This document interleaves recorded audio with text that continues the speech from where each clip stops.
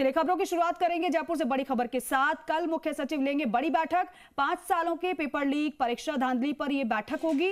मुख्य सचिव सुधांशु पंत लेंगे बैठक। अलग अलग विभागों में पदों पर हुई भर्तियों में चयनित अभ्यर्थियों की दस्तावेज सत्यापन की प्रगति की समीक्षा होगी और इसके साथ ही साथ भर्ती परीक्षा में अनुचित माध्यमों के प्रयोग, नकल करवाने में लिप्त सरकारी कार्मिकों पर किए गए एक्शन के संबंध में चर्चा होने वाली है। बैठक में सभी विभागों के अतिरिक्त मुख्य सचिव शामिल होंगे और कल सुबह वक्त है इस बैठक का सचिवालय में 10:30 बजे करीब ये बैठक होने वाली है। मुख्य सचिव सुधांशु पंत ये बैठक लेने जा रहे हैं। तो परीक्षाओं के आयोजन को लेकर ये बैठक है। 5 सालों के पेपर लीक, परीक्षा धांधली पर बैठक में चर्चा है।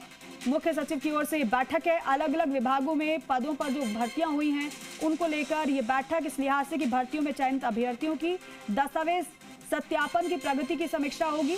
भर्ती परीक्षा में अनुचित माध्यमों के प्रयोग, नकल करवाने में लिप्त सरकारी कार्मिकों पर किए गए एक्शन के संबंध में चर्चा होगी और बैठक में सभी विभागों के अतिरिक्त मुख्य सचिव शामिल होंगे। कल सुबह 10:30 बजे ये बैठक शुरू होने वाली है सचिवालय में।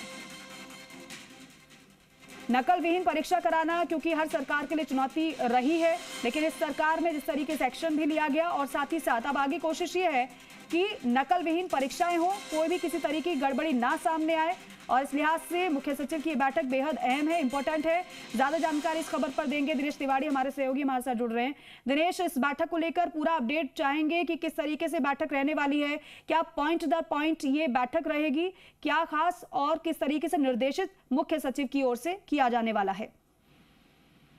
बिल्कुल दीपिका, शिक्षा विभाग के एंगल से अगर देखा जाए तो सबसे अहम बैठक है, क्योंकि चीफ सेक्रेटरी शिक्षा विभाग की तमाम योजनाओं की मॉनिटरिंग के साथ साथ सबसे अहम बिंदु पे चर्चा करेंगे, जो कि नकल को लेकर है। परीक्षाओं में, प्रतियोगी परीक्षाओं में जो मामले अब तक सामने आए उनको लेकर ये पूरा मामला रहेगा। इस पे शिक्षा मंत्री का विशेष फोकस रहेगा कि आखिर आगामी भर्ती परीक्षाओं में क्या कुछ किया जाए कि इस तरह की समस्याएं जो पिछली सरकार में देखने को मिली वो ना हो। इस पर विशेष फोकस रहेगा और इसको लेकर मुख्य सचिव की अध्यक्षता में 25 तारीख को कई एजेंडों पर ये चर्चा होगी, जिसमें शिक्षा विभाग के तमाम अधिकारी, निदेशक, सचिव, एलिमेंट्री और माध्यमिक दोनों एजुकेशन के निदेशक मौजूद रहेंगे।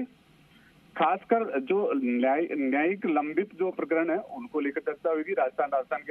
राइजिंग राजस्थान के एमओयू को लेकर चर्चा होगी कि वो कितने धरातल पर आए। दिव्यांग बालकों को शिक्षा के संबंध में जो ड्रॉप आउट हो रहे हैं उन पर विशेष फोकस रहेगा। करीबन 20 एजेंडे तैयार किए गए हैं। 3 वर्षों में बोर्ड परीक्षा का परिणाम, या आखिर कितना अपडेट हुआ बोर्ड परीक्षा का परिणाम, उन पर एपीओ की स्थिति क्या है, कितने पदस्थापन है कार्मिकों की, उनको लेकर चर्चा की जाएगी। 20 एजेंडे शिक्षा विभाग की दीपिका तैयार किए गए हैं, जिसमें भर्ती, पदोन्नति, परीक्षाओं में जो गड़बड़ियां हैं वो, और शिक्षा विभाग की मुख्य योजना, जनजातीय क्षेत्र की मुख्य योजनाएं, इन तमाम मुख्यमंत्री ने जो घोषणाएं की, बजट में जो घोषणाएं हुई शिक्षा विभाग को लेकर, वो धरातल पर कितनी कारगर हुई, कितना उन पर काम हुआ, जो शिक्षा विभाग के शिलान्यास लोकार्पण होने उनको लेकर चर्चा, और 2024-25 के बजट में जो योजनाएं खासकर शिक्षा विभाग की बालिका शिक्षा को लेकर जो घोषणाएं हुई उन पर कितना काम हुआ। इन तमाम एजेंडों को लेकर चीफ सेक्रेटरी खुद बैठक ले रहे हैं। 25 तारीख को शिक्षा विभाग की सबसे अहम बैठक की जा सकती है। सचिवालय में सीएस सुधांशु पंत की अध्यक्षता में बैठक आयोजित होगी, जिसमें शिक्षा सचिव कृष्ण कुणाल, माध्यमिक शिक्षा निदेशक आशीष मोदी, राज्य परियोजना निदेशक अनुपमा जोरवाल, एलिमेंट्री के जो निदेशक हैं वो सीताराम जाट, तमाम अधिकारी शिक्षा महकमे के, और जो जिले के अधिकारी हैं वो भी संभवतः जो विशेष जिले हैं, खासकर जो 50 स्कूलों की जो घोषणा की है सरकार ने बजट में, उनको लेकर प्रपोजल मांगे जा रहे हैं, तो उन पर भी चर्चा होगी कि वो 50 स्कूलें 41 जिलों में कहाँ खुलनी है। उन सबको लेकर ये बैठक ली दिनेश, ये क्या सिर्फ समीक्षा ही है या फिर कुछ अहम फैसले भी लिए जा सकते हैं इस बैठक में? क्योंकि पिछली बार की बात कर ले, बजट में भर्ती परीक्षा की बात कही गई, इस बार भी बजट में बड़ी संख्या में भर्ती परीक्षाओं की बात कही गई, भर्तियों की बात कही, लेकिन नकल विहीन परीक्षा तो सबसे बड़ा मुद्दा है और ये मैनिफेस्टो में भी था पार्टी के। तो क्या ऐसा मानकर चले कि समीक्षा के साथ साथ कुछ अहम फैसले भी इस बैठक में लिए जा सकते हैं आगे आगामी परीक्षाओं को लेकर? बिल्कुल दीपिका, ये तो देखो सबसे इम्पोर्टेंट पार्ट है शिक्षा विभाग को लेकर और चीफ सेक्रेटरी सुधांशु पंत को लेकर, दोनों ही एंगल से देखा जाए तो। क्योंकि सीएस की जो कार्यशैली है, जो वर्किंग स्टाइल है उनका, वो रिजल्ट ओरिएंटेड है। वो जब कोई बैठक लेते हैं या किसी डिपार्टमेंट, किसी महकमे का दौरा करते हैं तो वो रिजल्ट की बात करते हैं, रिजल्ट ओरिएंटेड उनका दौरा होता है। तो 100% जब शिक्षा विभाग की वो समीक्षा करने जा रहे हैं, 20 एजेंडे उसके लिए शिक्षा विभाग को दिए गए हैं, जिन एजेंडों पर वो चर्चा करेंगे। तो रिजल्ट आना, घोषणाएं होना वो तो तय है, रिजल्ट निकल के आना 100% तय है, क्योंकि वो उन योजनाओं की समीक्षा करेंगे जो शिक्षा विभाग के तमाम अधिकारी अब तक चला रहे थे, लेकिन कहीं ना कहीं उन्हें प्रॉपर जितना आउटपुट शिक्षा विभाग को मिलना चाहिए था वो नहीं मिल रहा। तो उन पर विशेष फोकस रहेगा और वो फोकस करते हुए चीफ सेक्रेटरी ये बैठक ले रहे हैं तमाम विभागों की। ठीक है दिनेश, शुक्रिया इस पूरी जानकारी के लिए, बातचीत के लिए।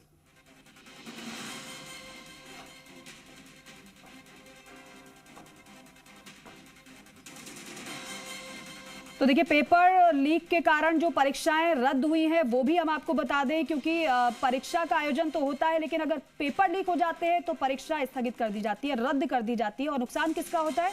अभ्यर्थियों का। ऐसा ना हो, इसी की वजह से ये बैठक मानी जा सकती है अहम। लाइब्रेरियन भर्ती 2018 में, क्योंकि जब पेपर हुआ था तो पेपर लीक होने की वजह से दिसंबर 2019 में होने वाली भर्ती परीक्षा को रद्द कर दिया गया। इसी की तरह जेईएन सिविल डिग्री 2018 की अगर बात कर लें तो दिसंबर 2020 की परीक्षा पेपर लीक होने की वजह से रद्द कर दी गई थी।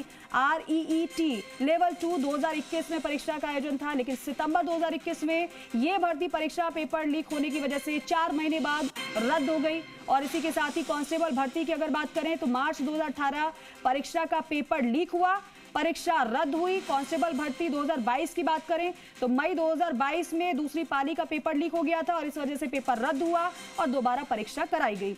हाईकोर्ट LDC भर्ती परीक्षा की बात कर लें तो मार्च 2022 में भर्ती परीक्षा का पेपर लीक हुआ और इसका नतीजा क्या निकला कि परीक्षा को रद्द करना पड़ गया। ऐसा ही भर्ती पेपर लीक 2021 की बात कर लें, जिसमें लगातार कार्रवाई हो रही है, गिरफ्तारियां हो रही हैं। ये आपको बेहतर तरीके से मुद्दा याद होगा। ये पेपर लीक मामले में कई गिरफ्तारियां भी हुई है। और अगर चिकित्सा अधिकारी 2021 परीक्षा की बात कर ले तो पहले 2 बार की परीक्षा गड़बड़ियों के चलते ऑनलाइन कराई गई, लेकिन फिर बाद में ऑफलाइन परीक्षा आयोजित की गई।